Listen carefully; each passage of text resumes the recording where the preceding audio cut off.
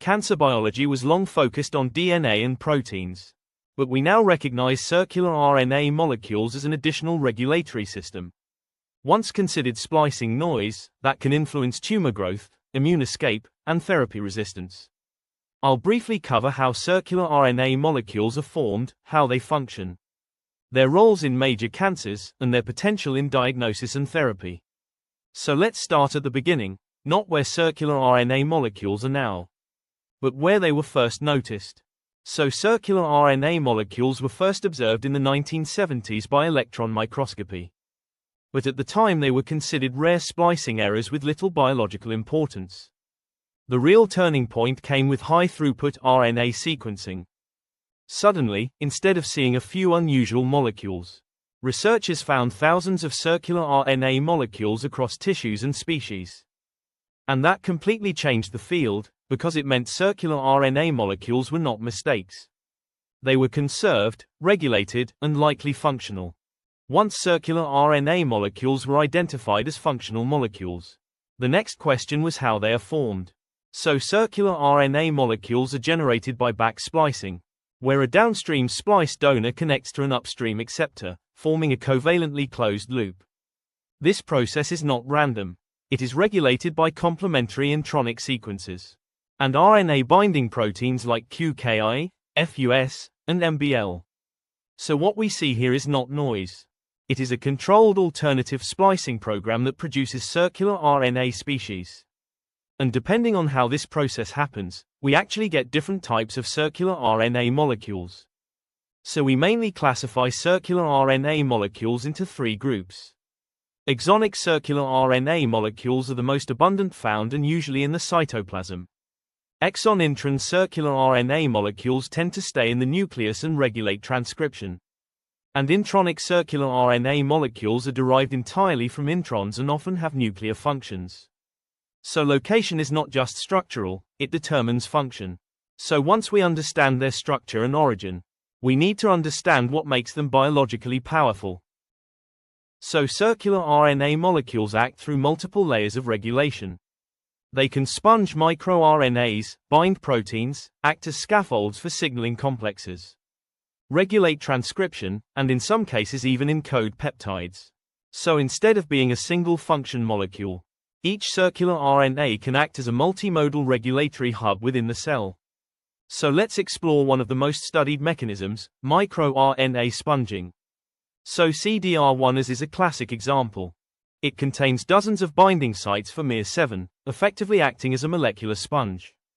Another important circular RNA is circular HIPK3, which regulates multiple microRNAs and affects proliferation and apoptosis in several cancers. So what we see here is not linear regulation, it is a network-level buffering system. But circular RNA molecules are not limited to RNA interactions. They also directly interact with proteins. So circular RNA molecules bind RNA binding proteins and can modulate their localization and activity. In some cases, circular RNA molecules act as scaffolds that bring together multiple proteins into functional signaling complexes. This means circular RNA molecules are not just post-transcriptional regulators. They actively rewire signaling pathways. And one of the most surprising discoveries is that some circular RNA molecules can even be translated. For a long time, circular RNA molecules were considered non-coding. But now we know that some contain internal ribosome entry sites that allow translation. Even more importantly, M6A modification can recruit initiation factors and trigger cap-independent translation. So circular RNA molecules can generate functional peptides, adding a completely new layer to their biological role. So now let's connect this molecular complexity to cancer systems. So circular RNA molecules are dysregulated across virtually all major cancers. In breast cancer, circular RNA, FBXW7 and circular RNA FOXO3 act as tumor suppressors. In colorectal cancer, circular RNA CDC66 promotes proliferation. In liver cancer, circular RNA MTO1 suppresses tumor growth. And in glioblastoma, circular RNA molecules strongly regulate invasion. So each cancer type contains distinct circular RNA markers. So let's examine how these molecules drive tumor growth. So circular RNA molecules influence major oncogenic pathways like PI3K-AKT, WNT, beta-catenin, and MAPK signaling. They can promote G1S transition, enhance cyclin expression, and suppress apoptosis. So importantly, they act as upstream regulators of key cancer signaling networks. But cancer progression is not just about growth, it's also about invasion and spread. So circular RNA molecules regulate epithelial to mesenchymal transition, which is essential for metastasis. They can increase N-cadherin, decrease E-cadherin, and activate transcription factors.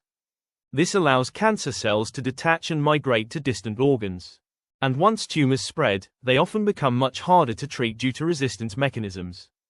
So circular RNA molecules contribute to resistance against chemotherapy, radiotherapy, and targeted therapies. They activate survival pathways, regulate autophagy, and modulate drug efflux pumps. In lung cancer, for example, circular RNA molecules are strongly linked to EGFR-TKI resistance. But tumor behavior is also shaped by its environment, especially the immune system.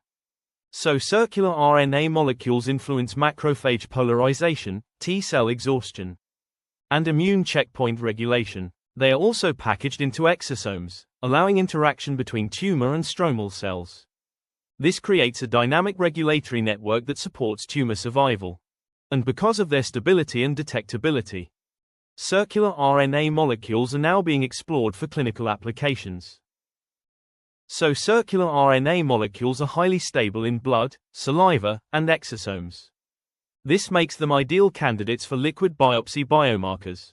Many studies show that circular RNA expression profiles can distinguish cancer patients from healthy individuals with high specificity. So beyond diagnosis, the next step is therapy. So therapeutic strategies include antisense oligonucleotides, siRNA-mediated knockdown, and CRISPR-based approaches. However, delivery remains a major challenge, and nanoparticle-based systems are currently being developed to solve this. Thus, to study all of this effectively, we also need strong computational tools. Thus, circular RNA discovery relies heavily on RNA sequence data and specialized algorithms like CIRI and find_circular RNA. Databases such as Circular RNA Database and Circular RNA Encyclopedia help annotate and classify circular RNA molecules across species and tissues. So finally, where is all of this leading in the future? Hence, in the future, circular RNA research will integrate artificial intelligence, multi-omics data, and precision oncology frameworks. We will likely see circular RNA-based biomarkers used for early detection and personalized cancer therapy strategies. Let's now summarize the key message. Overall, circular RNA molecules have evolved from being considered splicing artifacts to becoming central regulators of cancer biology. They influence almost every stage of cancer development, from initiation to metastasis and therapy resistance.